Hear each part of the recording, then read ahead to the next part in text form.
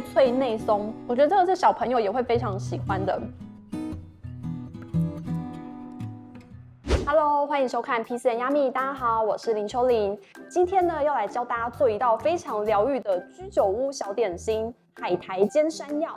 通常我们山药不是煮汤呢，就是磨成泥。今天我要教你们一个非常厉害的吃法，就是我们把山药呢切成小丁状，再利用剩下的边角的山药，我们把它磨成泥，混合在一起，加入盐昆布，然后平铺在海苔上面，拿去平底锅两面煎熟，真的是超好吃。那我们就赶紧来料理吧。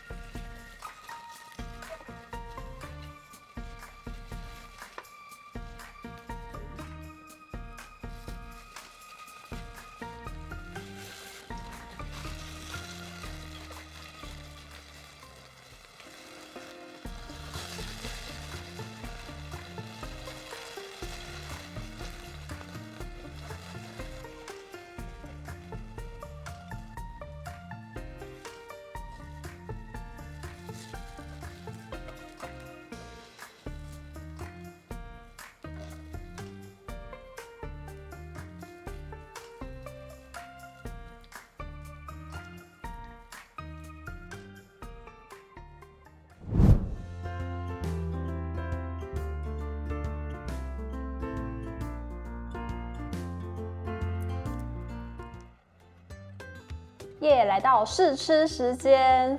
这一道料理呢，其实我自己在家也非常的常做，因为真的好简单哦，就只要山药，真的很推荐选日本的山药，因为日本的山药它吃起来还是比较松，然后有时候你打成泥的话，它也会比较绵密一点。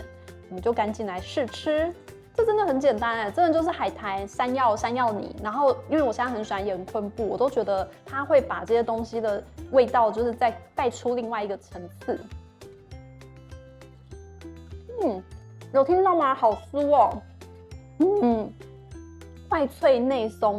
我觉得这样吃就是，因为有些人他可能不喜欢山药，就是黏黏的，或者你煮汤吃起来就是脆脆的。我觉得这样吃起来很香。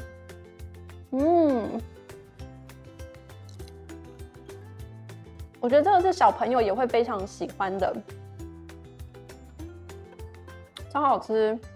如果你要下酒，你就可以再撒一些七味粉，让它更有一个风味。配啤酒真的也很搭哎。好啊，观众朋友，如果你有喜欢我今天的料理，可以帮我按赞、分享、加订阅，还有开启小铃铛。那我们下一次影片见，拜拜。